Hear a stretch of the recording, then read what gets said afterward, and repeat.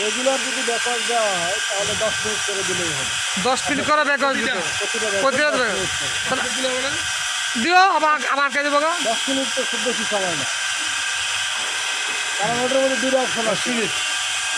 এটা 10 মিনিট না কেন ব্যাকওয়াশ দিতে হবে, ফার্স্ট ওয়াশে রাখতে হবে, আবার ব্যাকওয়াশে দিতে হবে 5 মিনিট 10 মিনিট 2 মিনিট জন্য ফার্স্ট ওয়াশে রাখতে হবে, আবার ব্যাকওয়াশে দিতে হবে। আমি বুঝে নিচ্ছি তুমি ভালো করে বুঝে নিচ্ছে দুজনে প্রথমে 5 মিনিট ব্যাকওয়াশ, তারপরে 2 মিনিট ফার্স্ট ওয়াশ, তারপরে আবার ব্যাকওয়াশে হবে, তারপরে দ্বিতীয় ধাপে যাবে। আচ্ছা লবণ পানি কদিন পরে করে দিবে? আপনাদের যেহেতু পানি বেশি লাগে ওই ক্ষেত্রে 15 দিনে 1 দিন দিতে হবে মিনিমাম।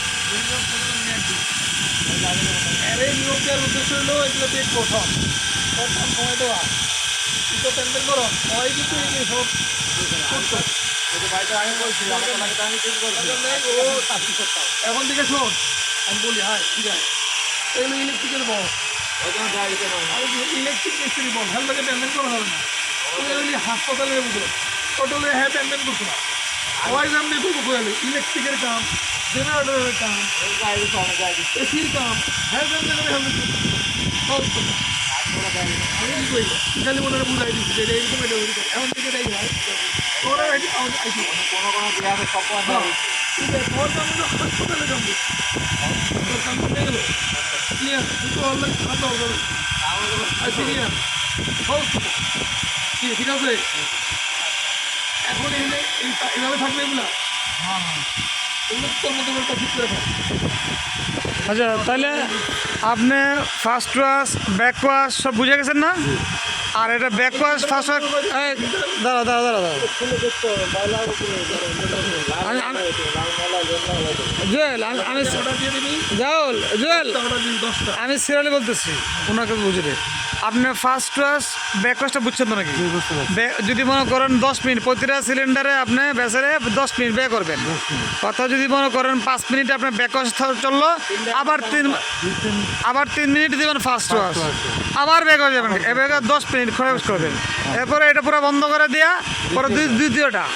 তো বেশি গুরুত্বপূর্ণ হচ্ছে প্রথম আর দ্বিতীয়টা, কিন্তু বেশি ইম্পর্টেন্ট। আর তৃতীয়টা কিন্তু আসলে ওই যে লবণ 15 দিন পর চেঞ্জ করতে কথা বলা গেছে। এখন আপনি তো বুঝছেন না, এরপরে যদি আপনার কাছে সমস্যা মনে হয় দেখবেন যে পানি ময়লা যায় কিনা, পানি ময়লা না যাওয়ার অর্থ হচ্ছে তাহলে প্রবলেম হচ্ছে বোধ হয়। ব্যাকওয়াশ দিলে তো পানি ময়লা যাবেই ময়লা, আপনি চেক করবেন যে ব্যাকওয়াশ দেওয়ার কারণে আপনার পানি ময়লা যাচ্ছে কিনা, তার মানে ব্যাকওয়াশে কাজ হচ্ছে। হেডের কারণে অনেক সময় ব্যাকওয়াশ হয় না, ঠিক আছে, হেডটা যদি কাজ না করে উপরে আবার হেড আছে, হ্যাঁ হেড যদি ঠিকঠাক কাজ না করে তাহলে আমাদেরকে জানাবেন, আমরা টেকনিশিয়ান পাঠাই দিব। দেখা গেলে এইটা আপনি জানানোর কথা 2 দিন পরে জানাচ্ছেন 1 মাস পরে, তাহলে কিন্তু কলাপস হয়ে যাবে। কলাপস হয়ে গেলে আবার পুরাটা চেঞ্জ করতে দিব, কিন্তু খরচও বাড়বো, বেতন লাগবে। সাথে সাথে জানাইলে প্রয়োজন আমরা টেকনিশিয়ান পাঠাই দিব, হয়তো আমাদের খরচ দিয়ে দেবো, সমস্যা নাই।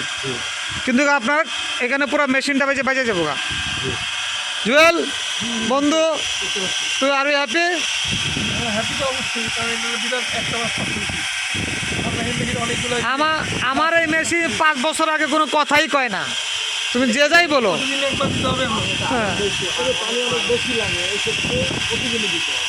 সকালে আসে আধা ঘন্টা তাহলে এই তো এই কথা আধা ঘন্টা দিতে হবে। হ্যাঁ 10 মিনিট করে ফলো করবেন, ড্রেন ফলো করুন, ময়লা বেরোচ্ছে নাকি। হ্যাঁ ব্যাকওয়াশ কখন কমপ্লিট হয় জানেন, ময়লার বেরোচ্ছে না, মানে একদম ক্লিয়ার পানি বের হচ্ছে।